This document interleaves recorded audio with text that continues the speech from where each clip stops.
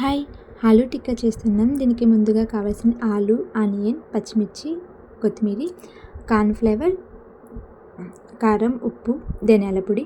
ముందుగా ఆలూని మెత్తగా చేసుకొని దాంట్లో కొద్దిగా కార్న్‌ఫ్లవర్ వేసి కలుపుకోవాలి. తర్వాత ఆనియన్, పచ్చిమిర్చి, కొత్తిమీర, కారం, ఉప్పు, ధనియాల పొడి వేసి ఒకసారి కలుపుకోవాలి. తర్వాత బియ్యం పిండి కూడా కొంచెం వేసి కలుపుకుంటే కొంచెం క్రిస్పీగా వస్తుంది. కలుపుకున్న తర్వాత ఒక 5 మినిట్స్ అలా పక్కన పెట్టేసి తర్వాత చిన్న చిన్న రౌండ్‌గా చేసుకొని ఇలా షేప్‌గా చేసుకోవాలి. అన్నీ అలానే చేసుకున్న తర్వాత ఆయిల్ హీటెక్కిన తర్వాత ఒక్కొక్కటి వేసి వేయించుకోవాలి.